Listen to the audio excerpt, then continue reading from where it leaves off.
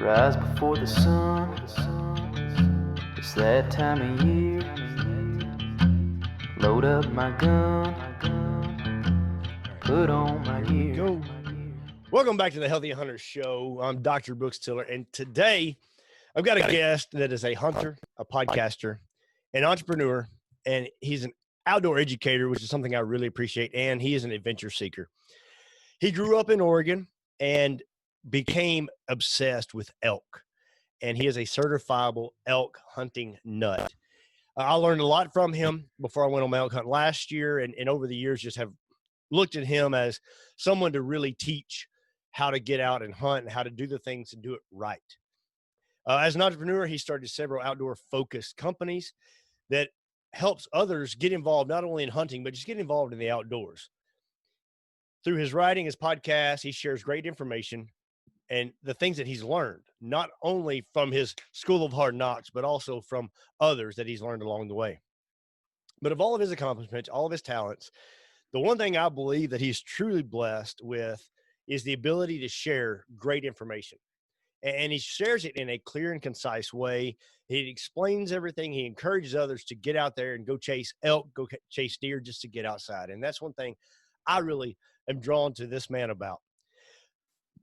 Similar to what we do here, he's trying to encourage other people to get outdoors and just enjoy being an outdoorsman and learning more. We're going to get into a lot of good stuff today, but I would really like to welcome to the Healthy Hunter Show, Cody Rich. Hey, Cody, thanks for coming on, man. Hey, thanks for having me, man. It's quite the intro. I don't know if I live up to any of that stuff. Putting some pressure on me here. Hey, man, we only speak the truth around here. And that goes like, in a fishing tale. We'll expand a little bit if we need to, but that's okay. I like that, Mel. Yeah, man. It's funny because like when people consider me an expert, I don't cringe. It's just like really hard for me to accept that. And I think everyone gets that. I don't know when that happened because I started a podcast to learn and kind of grow. And I guess there's been some knowledge dropped in 5 years, but at the end of the day, it's like, it's always really hard. I'm sure you're the same way. It's like, I'm sure the people that look up to you and like, hey, like from fitness to whatever, to hunting, to life, all these things, it's really hard to look at and say like, I'm the expert. Cause I mean, at the end of the day, I don't think anyone in this world is really an expert. I think we're all just kind of learning. I try to take it with a grain of sand and say, I'm maybe one step ahead of someone else and hopefully I can help them. And honestly, been doing this 5 years. Still to this day, the greatest messages I get is like at the end of hunting season when people, send me their pictures of their first bull or their biggest bull or whatever it might be. And people are like, thank you so much. Like, this is because of you and your guests. And I'm like, man, that's cool. And so live it day by day. And those little moments are pretty cool. Yeah, I agree. And my dad used to tell me that when somebody would say they're an expert, he said, X is former, spurt is a pressure underwater. So whenever I was like, he said, I don't want to be one of those. But I mean, you really, Yeah. I mean, and like you said, like you're sharing information and I really appreciate that. And, one thing to start off with, just, I'd love to know a little bit of something that's going, in the crazy world today. What's going good in your world? It's going good, man. It's been an awesome season. I haven't even punched a tag yet, and I still feel like it's one of my better seasons. A lot of personal goals accomplished as far as just being in the woods and I'm pretty new to this whole dad thing. So juggling that, it was always like this big, scary obstacle. And I'm not saying it's going super well. And my wife is amazing. I'll give her that. But it's like, juggling the first like full year, I would say, of kiddos and hunting and my crazy life and businesses. And, I've always, when I looked at entrepreneurship in the beginning, I always did it so I could go hunting. That was the original goal. And so I try to look at everything as like, my goal is not to be the most wealthy person, to own Lamborghinis or big houses or anything. My goal is to buy time. And so I can go hunting and whatnot. And so in some capacities, I feel like my companies didn't fall apart this year. Family is still, lets me stay in the house when I come back. So I think things are going pretty well. And I would like consider that a success. I don't know if anybody else does, but that's where I draw the success line, I suppose. Definitely. Like you said, I mean, the dad life is one of those things that's different, especially when you want to hunt and, you know, down the road, whenever you're able to teach Yeah. your kids about hunting. But like you said, like for me, it is about time. And I think we have to balance that, you know, the family time, the hunting time, Totally. all the work time, all the things that we have as just, you know, people say adulting. I mean, it's kind of a privilege to be an adult in these days, you know, like Yeah. be a real adult, but all the things you have to Yeah. juggle. And I Totally. think that's a great, you know, great thing that we have to do. And sometimes, you know, maybe we realize like hunting is not the only thing to do. And I think that's great. And, you know, and maybe, uh, you know, just a little segue is how are you finding the best way to juggle and manage your time? You know, you have businesses, which we want to dive into, but, you know, staying in shape, staying fit and healthy, but also, you know, being a dad and being there for your family, but also making sure you have that time for you, that time Yeah. that, you know, we all need that time to just get away, get out in the woods. And how are you kind of planning out your time and managing that? Man, I'm definitely not an expert. So we're going to talk from a perspective of some people would say what not to do. Uh, you know, it's something I've worked at for a very long time, and everyone's got their own balance. Everyone's going to look at it and be like, well, you don't spend enough time with your kids if you hunt, 50 to 100 days a year. Like, there's no way. And there's always, you know, I always felt I'm a bit of a workaholic. So I always felt like I needed to be working. I needed to be there. I needed to be the first one up and the last one to sleep. You know, sleep for a long time was the first thing to go because I thought that was for the week. And, you know, I grinded. And, you know, I got into the entrepreneurial world and I learned that systems are more important than work. Like, work ethic is one thing, but if you can't build the systems, you'll never outwork it. You'll never outpace it. And so I try to like do the same things in life, and, you know, the day-to-day things, like trying to create systems and trying to keep everything in a line to where it's like, okay, when I'm home, this is what we're doing, and very regimented, man. At the end of the day, I do think a lot of people waste time on little things, you know, errands, just social media, whatever it may be, right? And so, like, one of the things that I do is when it starts getting close to hunting season. So hunting season for me looks like about September 1, I peace out. And I'm gone most of the month of September. This year I was kind of back and forth a little bit. So I did get to spend time weekends with the kids, and I would hunt during the weekdays. And then it like slowly goes to about 10 days per month through October, November, and December as I kind of work back in. And so for me, really hunting season starts like mid-July. And that's when I'm like trying to get everything in place that I can leave. And so I'm building out the systems, or I'm just getting the ducks in a row, so to speak, to make sure it all can flow smoothly while I'm gone. And that's kind of the business side. But at the end of the day, it's like someone once told me, like, all those problems that you're worried about, they'll still be there when you get back. And when you get back, you'll have a fresh mind. And I've it's been so hard sometimes to leave and feel like everything's going to just keep flowing the way it should. But when you put the right people in place, and you just have to put faith in it and trust them, and then kind of leave. And at the end of the day, yeah, there's going to be problems. There's going to be fires, but they'll still be there when you get back. And so I try to have that mindset. I'm not saying I'm great at it. It's very difficult to adopt. It's very difficult to implement. But like, at the end of the day, me going hunting is like, that's my yoga. That's my, you know, who I am. It's all these things. That's the reason I do all this. So I just have to put that first. Yeah, and I think that's perfect. Like you said, you're preparing ahead of time, and I think too many times we wait until the fire is going, and then we try to learn how to Yeah. be a firefighter instead of implementing those things early on. Like, okay, like I see 3 months out, like where I want to be in September, and then in July, you're preparing that. You know, you've got Yeah. that that forward looking, and I think that's one thing. Just when it comes to whether hunting, I mean, we don't wait till the night before to go make sure our bow's tuned up and ready. We take Yeah. those things, and whether it be our equipment or our fitness, or even like you said, our business and just our time with the family, like we don't, sometimes we put some things aside. We know, like, oh, we got to have this ready. You know, I got to make sure my gear is ready, but then a Yeah. lot of times we forget to make sure we're ready and those around us are ready, and we've taken care of all the things. So I've done it before. I'm getting the deer stand, then I realize, like, oh, there's like 4 or 5 things that I need to get done today, you know, and you can either sit in the stand and ruin your hunt, or you can just leave and just go get it done. And Yeah. and then you're just mad for like the rest of Yeah. the week because like I blew my day. One day I had to go hunt. So I think that's really critical. Like you just prepare ahead of time and just be ready whenever you get that opportunity.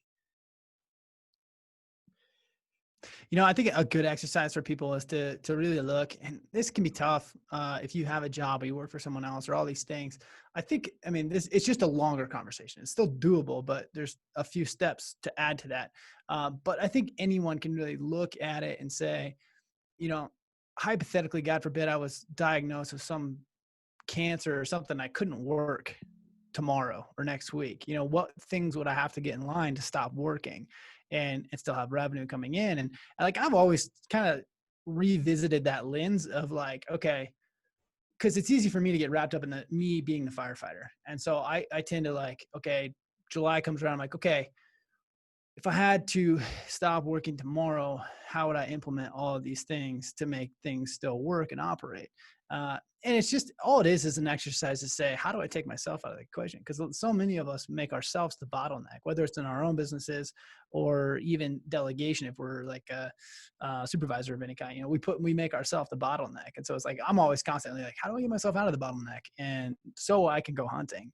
And, to me, it's like entrepreneurship is this like thing where hunting has that it's created the path to that. Like, that's the reason I do it, is because I want to go hunting and I want to, have this lifestyle of constant adventures and going on new adventures. Yeah. And I think that, like you said, the entrepreneurship, and we talk about like the sleep often goes, and we forget a lot of these other things. We just put them beside us. We're like, Yeah. I don't need sleep. I don't need this. I don't need that, until we finally crash. And, and it's the same thing when we're hunting. If we're out Yeah. and, if we're on a 10-day hunt and we just forget to like actually take time to get some rest at night, and we just keep pushing, we're going to, we will crash, physically, mentally, and it's not going to pay off. But how have you seen that your physical fitness and the way you've prepared your body, how has it paid off, not only in the field whenever you're out chasing elk, or if you're traveling around some of these great adventures you get to go on, but also in your daily life and your entrepreneurship, as when the fire comes up, like you're like, okay, I can handle this stress because I've already put myself in a good physical position. Oh, absolutely, man. It's like like we were just talking about, you can't just go and say, oh, I got an elk cut coming up, I need to get in shape. Like, to me, getting in shape, it's a year-long thing. I know as the older you get, you realize that you get out of shape so much easier. So it's a matter of just constant. Over the years, I've figured out that when I push myself continuously, hunt after hunt after hunt, the fatigue will 100% wear. And I don't care how tough you are. I don't care how mentally tough you are. You think you can out mentally tough your fatigue over a 20-day hunt. It's just not going to happen. Like you said, whether it's nutrition, which has been huge for me, or even just the physical fitness side of it, like just miles and miles and miles. And this year in September, I put on, I think it was 223 miles. And then so far in October, I'm at like 140 something, just miles a day. That's not something you just get in shape for, like when you're wearing an entire month of 10 miles a day, it really kind of beats you down. So, it's being in shape all year long. It's the nutrition side of it. Like, I used to just like, okay, I'm going on this hunt, I need some calories, and I would just, eat garbage or whatever. And what happened was not even the physical, like, man, maybe I'd have to take a day off or something, but it was the mental decisions that I saw was like starting to doubt whether I should be here or working, or like, there's a lot of things that come in your head when you're on an adventure. Like, should I go here? Should I go there? Just a lot of decision making that you don't think about, at least in Western big game hunting. And I guess it's true too for any hunt, really. But, like the mental decisions that I was letting fall off, I was not at my prime. And so, like, I need to be at my prime. Yeah, I need to be able to climb 2,000 vertical feet if I need to.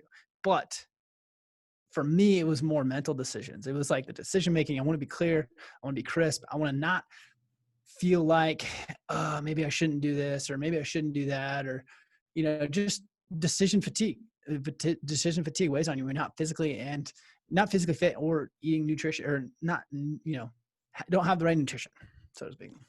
Right. And, and I think that's one of those things. I mean, for me, when I went elk hunting, I knew that I could not get the elevation training. 200 feet above sea level is about the highest point around here. Yeah. And so for me, it was a lot of focus on like, yeah, I can be cardiovascularly fit. I can be strong. I can carry my pack with 100 pounds for 20 miles. I can train for all that. But the elevation was one of those things. But making sure my nutrition was dialed in, that I had good fuel with me while I was in the mountains, but also making sure I was mentally just tough and strong. And I think that's one key thing. So no matter where we are, whenever we're going on one of these great adventures that we may have, like we're going to be able to make sure that we've at least done what we can where we are. And I think Yeah. that's one of those things and then we're prepared, that we have the food and the nutrition, like you said, like that's so key just to be mentally sharp, mentally ready. And, and Yeah. even more than physically sometimes, because, the body will want to quit, but the mind says, no, we're going. Like you can keep going a Mhm. little bit more than you think you can. Yeah. And, I'll give you a story. A long, long time ago, I went on a hunt. I was going to go to Idaho, which for me was an out-of-state hunt. Early years, I think I was only hunting Idaho at the time, or Oregon and Idaho. I grew up in Oregon, hunted there, and I started hunting out of state. So I went to this new unit, and it was a grind, like all around, but trying to figure it out. It rained the entire time. I didn't have the best gear back then, so I was soaking wet. Everything it was miserable, right? And I really started to feel like, you know what, screw it. I'm going to go home. I'm going to chalk this one up to unsuccessful. And for whatever reason, I got on elk close to the end of, I don't know, 4 or 5 days in. I was going to say close to the end of season. I don't remember how many days I was going to be there. But I was about ready to give it in. I didn't have a dry piece of clothing. My rangefinder stopped working. Like everything, it would have been easy to say, screw it, I'm going to go home. And I'll be 100% honest. I felt that way multiple times. Ended up driving back to town, and I was like, I'm going to have good breakfast and go get a new rangefinder and some new rain gear. And I'm like, I make my decision then. And so I ended up getting a good breakfast and went and got some gear, and I went back up, and I killed a really, really great herd bull that night. And to this day, I can still remember thinking like, I was making excuses. I had already written the story in my head, and it was okay if I went home and was unsuccessful. And I ended up going back and finding success. And ever since then, I've always had this like, it can all change in a second attitude. Like it only takes, one day, one evening, takes 2 minutes for it to all go 180. And the story you write in your head, because as you're hunting, you're always telling yourself this story of like, yeah, here's what happened, right? And I don't know if we're justifying or if we're looking for, something, but for me, it's always like, don't let that be a negative story. Like, don't make excuses on why you're not successful. If you have one evening left, like push through it. And I mean, that was an early lesson for me. And it's guided me for a lot of years of like, hey, all it takes is one more hunt, one more evening hunt, it all could change. And you develop that mental toughness over years of screwing it up or failing or whatever it may be. Yeah. And one of the things that is like a motto, I guess, for me is I say there's always an excuse, but there is no excuse. And it's because Mm. we can always find a reason to give up for, whatever we want to do. Like you said, like you could have easily like, it's a wash, like I'm done. But even though that excuse is out there, like there's really no excuse to not do what we're supposed to be doing. And I Yeah. think that's a great example right there. Just when you keep going and you have that mental fortitude, just like, I am not giving up. I'm keep going. Like something good's going to happen. It may not be that you you may not get a kill shot, but another day or two out there and you're going to learn more and you're going to be better for it. Oh, 100%. And a lot of times, like it can, when you're on a hunt, anything can happen at any given time, but it's also, you're writing more memories, you're learning. Like you said, you learn, you pick up, you figure out areas, you learn behavioral things. Like there's so much to learn and just be out there. And it's funny because I always say, when you feel like you want to quit, go home, throw in the towel, whatever it may be, like I promise you, and we say September because elk season is kind of our September's, like the day after September, you'll wish so bad you were back here. And like, that's a good thing to remember too, is like, man, if I go home one day afterwards, I'm going to regret that decision. And I'm going to be wishing I was right back here. Yeah. I mean, I think the same way. There's days I'm like, man, I could just sit at the house and sit on the couch, do nothing. It's cold, it's windy. But then all of a sudden, it rolls around. And it's like, okay, there's no hunting season open. It's too cold to go fishing. And then I can sit on the couch now, but now I'm upset and mad because my freezer's not completely full or something. So that's a perfect example. Yeah. I mean, there's gonna be plenty of time to be lazy later if we need that. But right now it's like, get out there, get after it, get better. And I think that's one of the great things that you're doing, but you're also helping and sharing this with others. And one of my passions is teaching other people and getting them out there. And I was on the other end of it last year when I got to go on my first real elk hunt with some guys who knew what they were doing and taught me, this is how you elk hunt. One of the guys, he's like, this is where you become an elk hunter. It's like, there's a difference. And, you're learning something new. And how do you see, as right now through the whole 2020, I think somebody said, like, if it was a pinata, it would be a hornet's nest. Like, it's been crazy. But how would we have a lot of new people that want to come in and learn to hunt and just get outdoors. And you're doing a great job of just sharing your adventures, what you've learned, like I said, through the School of Hard Knocks, but also through the people that are ahead of you. And I think that as long as we're one step ahead, we can teach somebody. But what are some ways that you're showing and you're finding to get more people involved in the outdoors and just to get them out there and join us? That's a great question. And I think at the end of the day, one of the things that bugged me so much about the average, I'm going to say the average guy, whether you're from the East Coast, West Coast, I don't know that it really matters. There's a lot more people from the East Coast, and I understand why, who put elk hunting on a pedestal. Like, to me, elk hunting is definitely the pinnacle of hunting. Sheep hunting maybe, but like at the end of the day, like elk hunting is the pinnacle because it's something I can do every year. And I think people put it on a pedestal. I have talked to so many people who are like, man, someday that's my dream, to go elk hunting. And that blows my mind. I don't know if I have a false perspective or not, but I've always been like, okay, how do I make that happen? I would say the same thing about sheep hunting. It's like, okay, how do I make it happen? Line out a plan and get to it. And it's funny because I was at an event this before COVID kicked off, and someone was like, "Oh man, elk hunting, that's the pinnacle." I was like, "Well, why not? Why not?" And I kept saying, "Why can't you do it? Like, give me some reasons here, particularly." And I get some people don't have the time off, but I feel like that's an excuse. You can take a week and go for so cheap. I don't think it's that much money, and I think at the end of the day, if you're talking almost, there's things that show, you can do it for $1,000. Obviously, fuel prices are going to depend on where you live.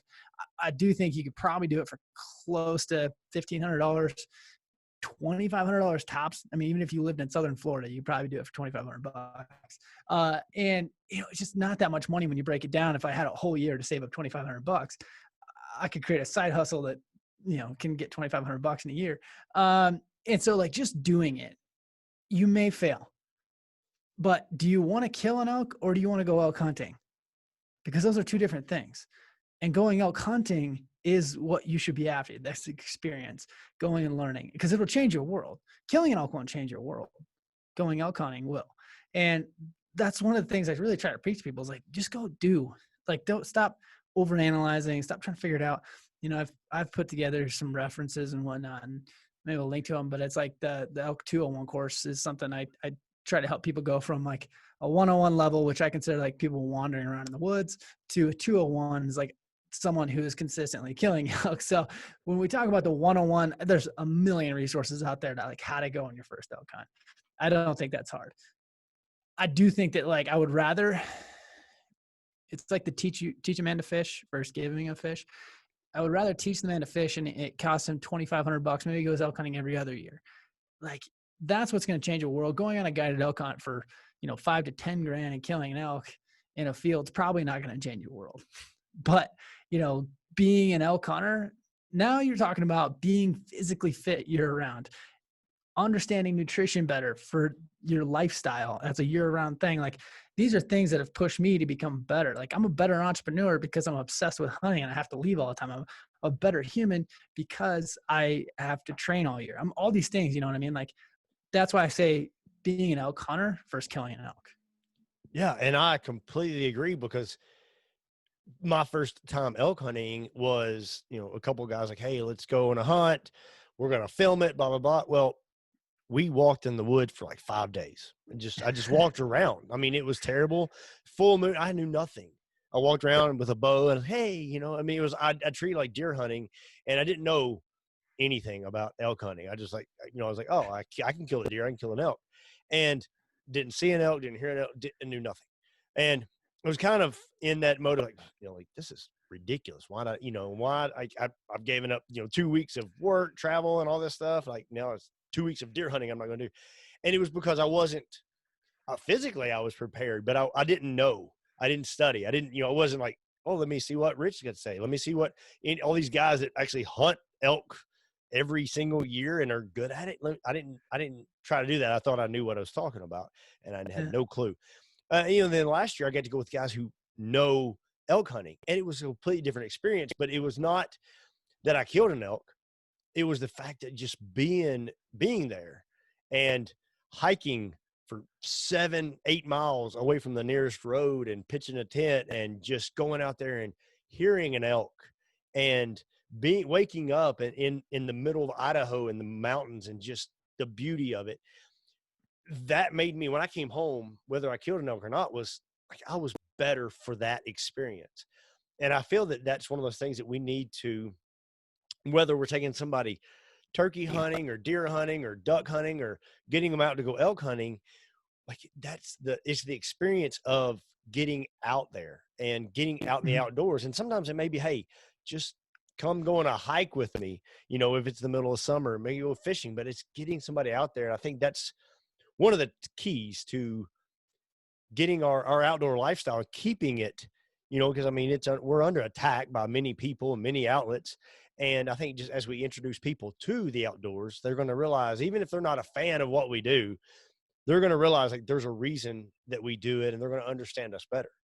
Yeah, no, for sure. And I was just thinking like that first, the first elk hunt you went on, it probably sparked some interest, and that's what kicked it off. You know what I mean? Like, that's why I say, just go do, instead of putting it on a pedestal. If you wait 10 years to do it, or wait till you're rich and famous to do it, like it's not the same thing. But if you go and you seek that success over and over, you're going to work at becoming better. And that's what's going to make you a better person. Right.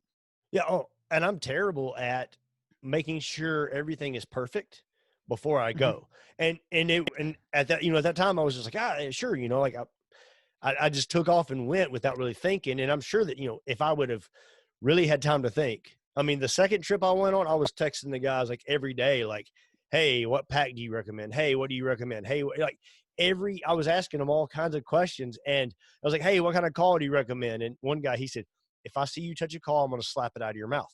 And, because I knew nothing about an elk call, but we had guys who knew how to elk call. So while I was there, I was learning from them how to call an elk, but I was not, and they're like, all right, now you can take this home and practice. So the next time you can actually do it.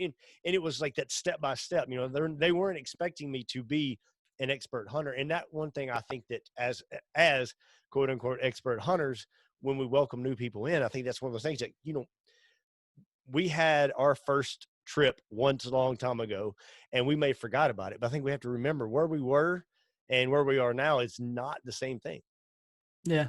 I mean, do you think I think one of the hurdles that people encounter is not having a mentor. Do you feel like in today's day and age, it's possible to go without someone? I mean, you had someone that was like, hey, I want you to come with me elk hunting. Not everyone has that. Most Right. people don't.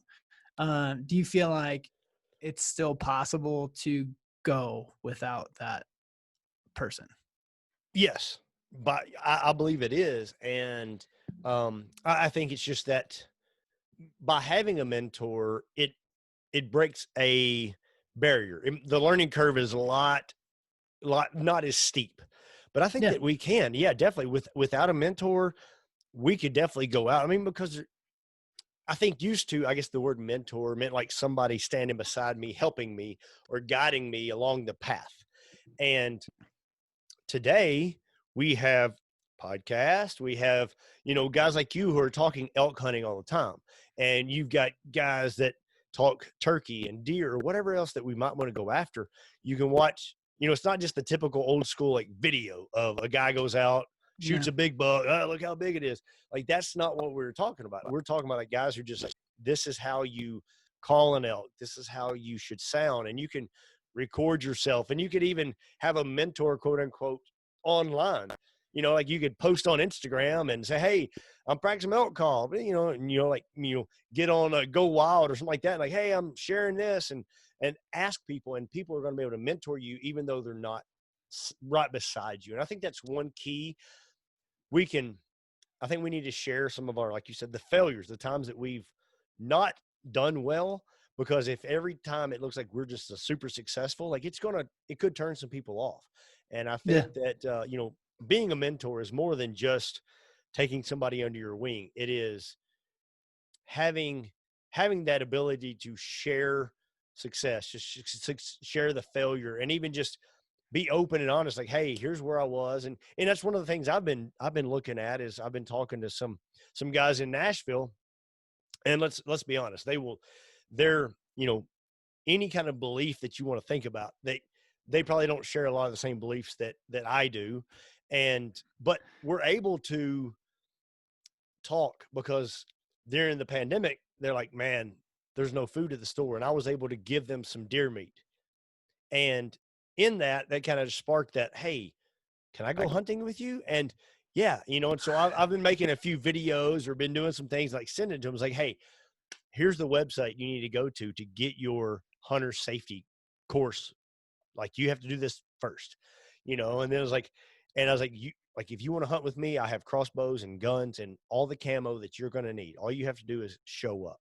And even if they don't have that, there's programs, QDMA and different ones for the deer.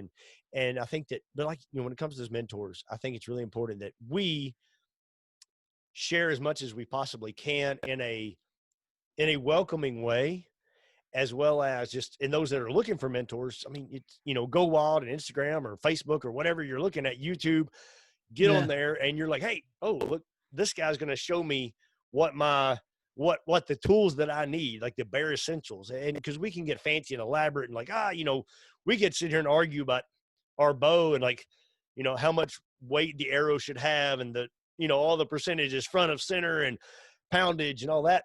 Whenever it's like, hey, like, I just want to kill a deer. I just want to go elk hunting and just experience, being in Idaho or Montana for a week. And I think that we, as hunters, a lot of times we get caught up in the minutia and we forget to, like, we need to mentor somebody who's never done this.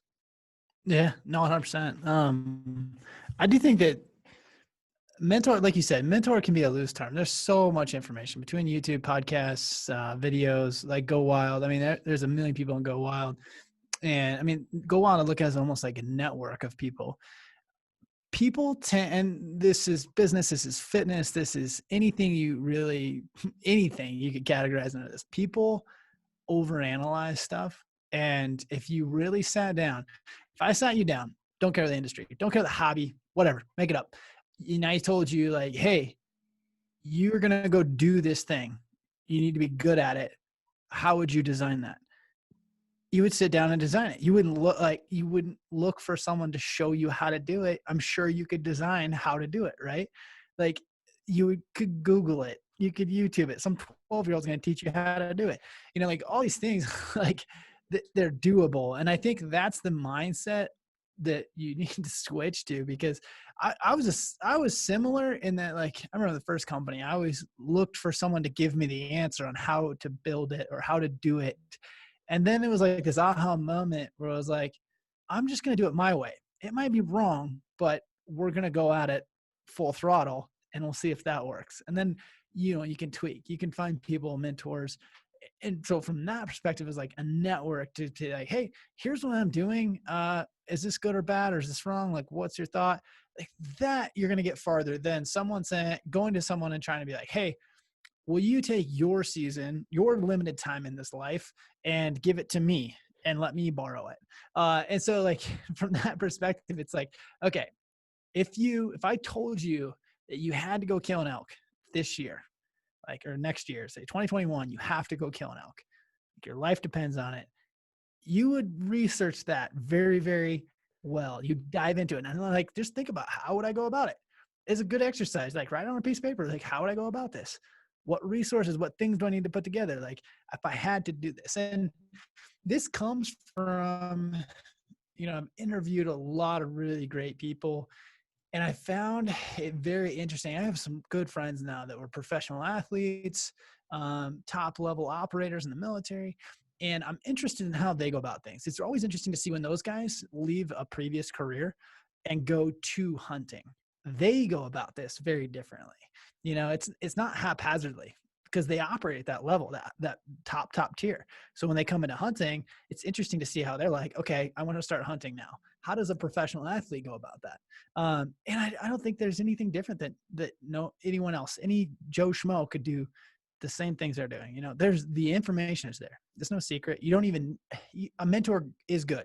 You're 100% right. It'll cut your learning time in half, maybe even more than that. But at the end of the day, like, all the information's there, and like, just sitting down and saying, okay, how would I go about this? And the funny thing is you'll attract mentors when you have that level of commitment. When you go out and say, here's what I'm doing, I'm going to Idaho this year, here's the unit I'm going to, I like these drainages, blah, blah, blah. And then you come to someone and you say, hey, what do you think about that plan? Is that completely screwed up, or am I close? They'll be able to give you some tweaks. They'll be able to say this, that, or the other thing, without having to commit to this. Like, hey, will you teach me how to hunt? Will you teach me how to hunt is not putting any effort into it. So why would they want to help you? Right. Yeah. I mean, like, that's amazing, because I've had the privilege to, on the physical therapy, strength conditioning side, work with Olympic level, professional, military, and they're singularly focused. And I think that's one thing that, like you're talking about, like, if we're like, all right, this is what I'm going to do, but I think it's real easy for us to accept excuses, as quote unquote civilians, like, oh, I'm too busy. I got too much stuff going on, and we want somebody to here's your answer, like, I mean, working with an athlete who has been broken and shattered, but they want to get back to doing what they're doing. Like, they will run through brick walls to get there. But normal Joe Schmo comes off the street, like, I'm 100 pounds overweight. Like, but you're like, okay, here's the work you've got to do. Like, oh, like, I thought you had a pill for me. I don't want to do that. There's, that's the way that a lot of times we look at it. But like, same thing with hunting. Like, yeah, I think you're exactly right. Like, if you're willing to put in the work, somebody's going to help you. I recently had a friend who I've been after for years. I'm like, dude, you've got to lose some weight. Like, you're unhealthy. And the other day, his blood pressure was super high. He sends me a message. He's like, what I need to do, and it was like, all right, now you're willing to listen. You're ready. Mm-hmm. I'm going to jump on that train, and I'm going to help you. I'm going to text you every day. I'm going to be on it. Like, this is what you need to do, and kind of guide you. But I think, like you said, like, I'd given up on it, because like, I can't, you can lead a horse to water, but you can't dunk his head under, kind of thing, Well, put it this way. If I was, 100, 200 pounds overweight, I didn't know you from Adam. You didn't know me. And I was like, online, I just text or message you and said, hey, I want to lose 100 pounds. Tell me how to do it. You're like, man, I mean, obviously there's like client thing where I'm sure you'd help, but at the end of the day, you're not going to be as willing to help. Whereas if I came to you and said, hey, listen, I was 100 pounds overweight. Here's my regime. Here's my nutrient, or here's my meal plan, my meal prep. Here's all the things I'm doing. Like, can you show me a couple pointers that you would make? Now you're like, okay, I can give you 2 pointers. That's easy, 2 or 3 pointers. But now you have vested interest. And so now you're going to keep helping me and all these things. And, that's similar to hunting. If you show me that you're going to put in the work, I'm more willing to help you, give you a couple pointers. And there's a million people out there that will too. Yeah. I mean, I think that it's starting, it's just getting out there and getting after it. And so, no matter what we're after, we're going to have to go for it and get started on our own. We can't wait for a handout, if you will. Yeah. No, and I think, that's how I look at elk hunting. For me, it's easy. I've done it since I could remember. So it's not something that I think about. And I just always found it funny that people put it on a pedestal of like, I'm going to do that someday, which it's like, well, why isn't that today? Like, I don't understand. I don't get it. Like, you're not getting younger. Like, and the funny thing is that you talk to so many people who waited, till some reason or some point in their life where they went elk hunting. And it's like, I bet you wish you did that sooner, huh? Like, yeah, I wish I would have started Yeah. years ago. Yeah. We And I rarely, mean, that's the thing. we rarely like wish we had done something later in life. Right? That's never a thing where you're like, yeah, I wish I would have waited another 10 years before I did that really cool thing. Yeah, exactly. It's like, oh, I met my wife. I wish I'd have met her 10 years ago. It's like my life would be I wouldn't be as messed up probably.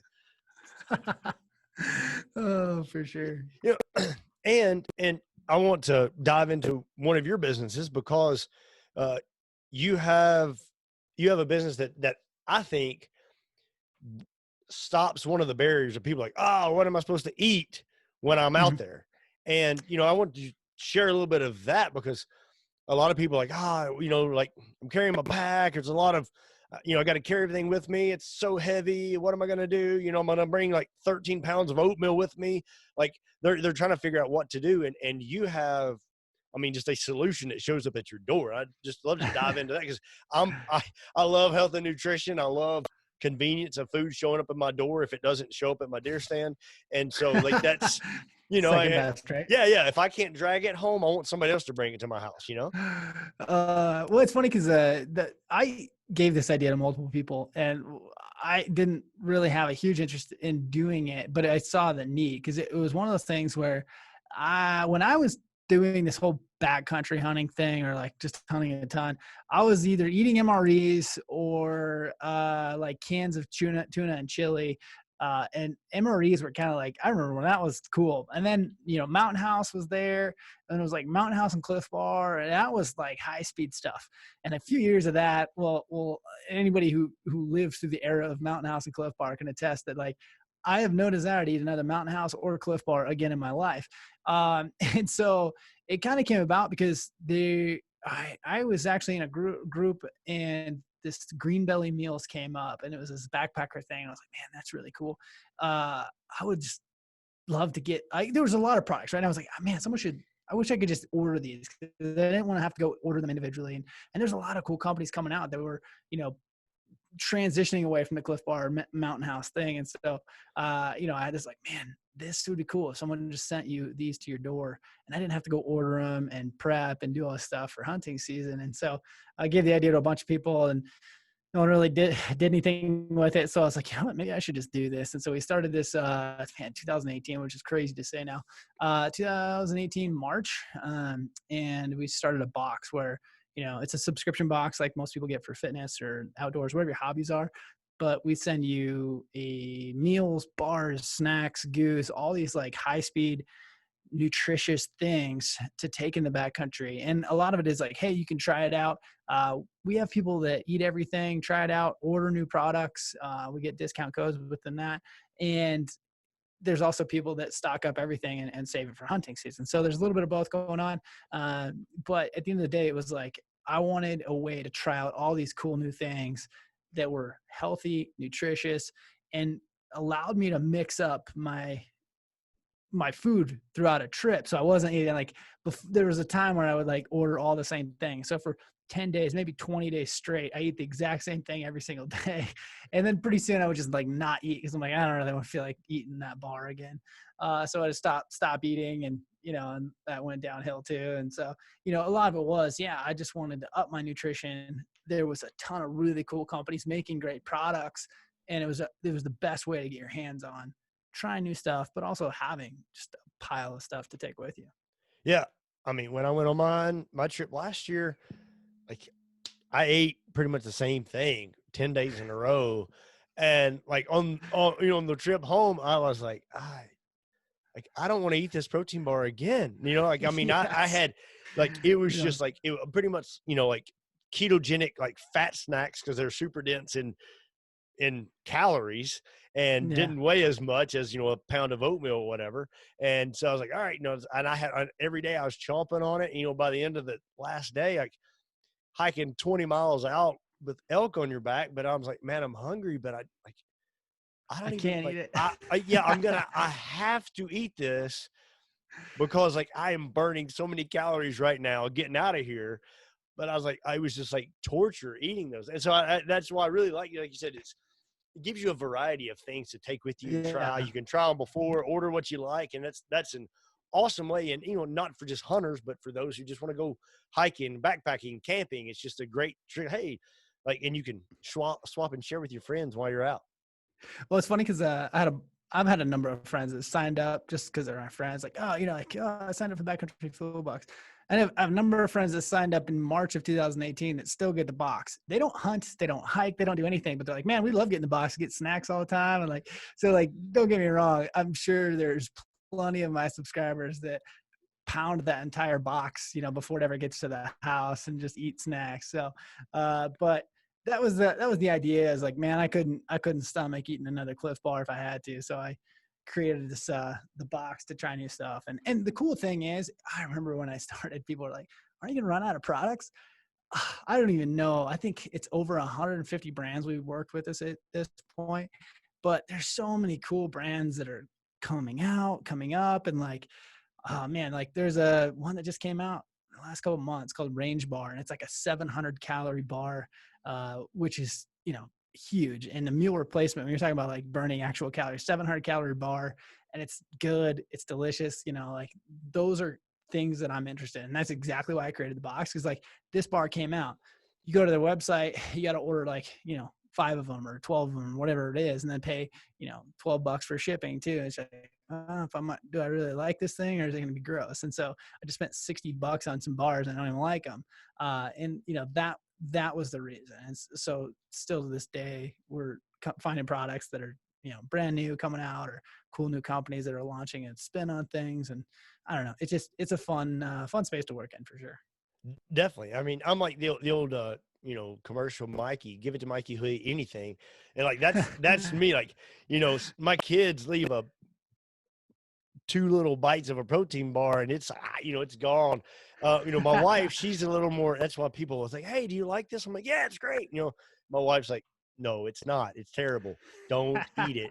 And, because I'm like, it's good for me. It's healthy. It's going to fuel me. I'm going to eat it. And then my wife is How like, many this is calories terrible. do you eat? How many calories a day did you eat on your elk? I'm just curious. Oh, probably 4,000 to 5,000. That's crazy. I mean, I'm not completely surprised. That's a high end. Well, I mean, I'm like 6'3", about 210. Yeah.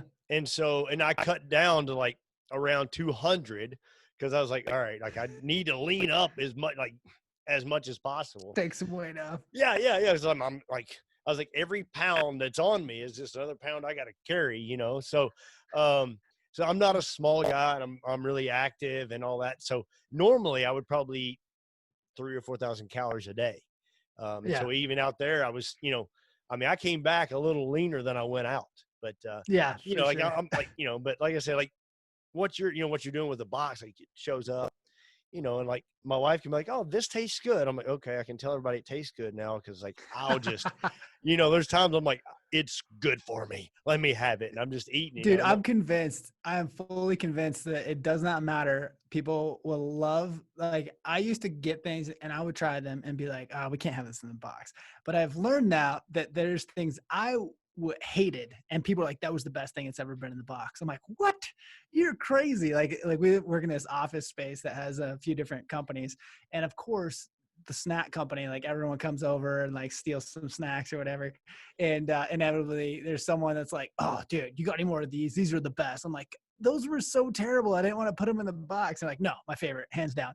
It's like, you learn that like people's taste preferences are very different. So what someone doesn't like, other people like, so I struggle with that sometimes. So I'm like, I thought it was good, but I don't know. Cause there's things I was like, man, that's really good. And I'm like, oh, it's so terrible. So everyone's got their own thing. Yeah. Quick little side note, a terrible thing that I've done before. So in medical school and PT school, we had a cadaver lab, and my cadaver lab was right before lunch. So you're in there and like, so, I mean, like you have like 4 or 5, like, sometimes 8 bodies that we're studying, we're working on respectfully.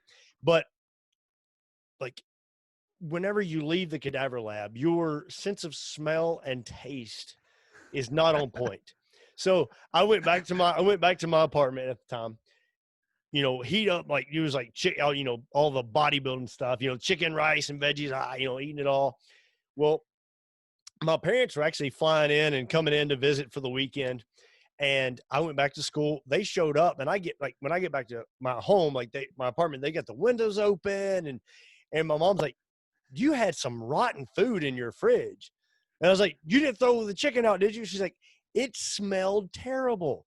So, and I was like, "I had that for lunch." And she's like, "There's no way." My dad was like, he said the whole house stunk because of it. And so, like, that being said, like, I will eat. Apparently I'm able to eat rotten food and just keep going. So a lot of times my taste testing is not up to par. So I have to let the wife and kids, like, we're like, let's taste test some stuff. Like, I have to kind of like, all right, y'all taste test it. Cause like I'm like, okay, it's good for me. It's going to fuel me. Let's do this. So maybe I'm not the best to test out anything that Cody sends out, but I'll let everybody else test it, and then we'll let them give you the honest review. Yeah, well, that's fair. Well, Yeah. I mean, the upside is if you eat that many calories, at least you'll have an extra, I don't know, a couple thousand calories coming to your door every month, and then you don't have to worry about it. Exactly. Just pile it all in. Just like, you don't like that? I'll eat it, so it's good. It's good. Yeah, man. Cody, man, one thing I do want to know is I want to share with people that may not know about you, like the 2 or 3 people out there that don't know who you are, but just share a little bit where they can find out more about you and a little bit about your podcast and the things that you're doing out there. Yeah, for sure. I mean, my podcast is The Rich Outdoors. It's available wherever you find podcasts, iTunes, Spotify, all those things. I do the 201 course. So if you guys want more information specifically to elk hunting, you can head to the website. I think it's therichoutdoors.net/201. We'll take you to like an email sign up, and you can actually just sign up, and it's like a mini course. It's 100% free, and we'll give you like 10 lessons on elk hunting if you guys are interested. Other than that, YouTube channel's got some content. I don't post a lot to there, Instagram, those things. And pretty much anywhere you find me, you'll probably find something about the box if you're interested in some snacks. So backcountryfuelbox.com is that website. That's kind of my side project, main company. I don't know. Depends on how you look at it. Depends on the day of the week. Depends on what day it is. I'm with you. It depends on what day it is. Depends on what hat you're wearing. So I'm all about that. But we'll put all those links in the show notes and all the good stuff. But before we ask the last question, Cody, is there any like, I guess, final advice that you would give to anyone about, I know because your expertise would be elk hunting, but is there anybody anything else that you want to really share with everybody? Man, I think we've kind of hit it in the podcast, but ultimately just take the first step. I don't care what you're doing, whether you want to change your life through fitness, through health, or going on some crazy adventure. It doesn't really matter. I always say just take the first step and start working your way towards that. And think about how you would do it, not how everybody else does it. Man, I like it. Do it your Frank Sinatra. I did it my way, right? Yeah, exactly. Yeah. All right. So last question. I want to throw this out there at you. And so this is a dream hunt, Cody Rich's dream hunt. So you're able to go anywhere. You're able to go after anything, any weapon that you want. But the main thing is you get to go with anybody that you want. So there's no rules. There's no limitations. Where are you going? What are you going after? And most importantly, probably who is going with you? Who's going with? Man, that's a tough one. I feel like that's changed probably a little bit in the last year. I've always wanted to do some sheep hunting, and I'm sure I'll get to do it at some point. I've always wanted to go to Russia for a few reasons, and hunt morel stags over there. Like it's kind of like the elk hunting of Russia.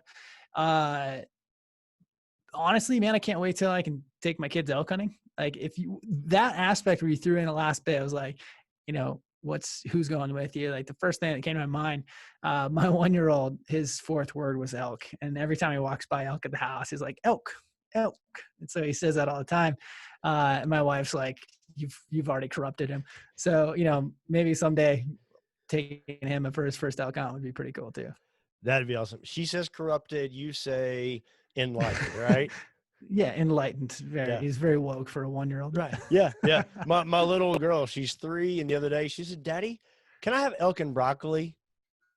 Like, yes, you got it. Luckily we had elk thawed out and ready to cook. So, and she gobbled it up. So it was awesome. So yeah. And I think that's great. Getting the kids involved and doing what you will, but staying fit, staying healthy, learning as much as you can so that, he's 1. So in a few years, when you're able to take him, you're going to be able that much further, and you got to stay fit and healthy, and you got to stay ready to be able to tackle everything that's going to come at you whenever he's with you. Yeah. And that's been a big thing is, the older you get, the more you realize that like you only have so many seasons left of this, so many years left. And I ran into an old timer that was hunting this year, and man, he had to been in his 70s and he was out elk hunting. I was like, yeah, I want to make sure not only to be there in camp. I don't want to be like the camp cook when I'm 70. Maybe I will. I don't know.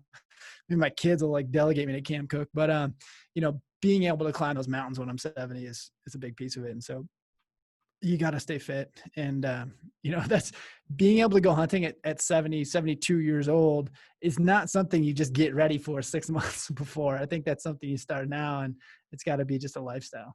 I believe so. And, no matter how old you are, whenever, if you're on the mountain or if a sickness comes or something, hey, if you're harder to kill, no matter what's coming at you. For sure. Well, man, Cody, thanks so much for joining us. It's been an honor, and everybody, please go check out Cody. And as always, stay humble, be hungry, and get healthy. Bring on the sunshine, bring on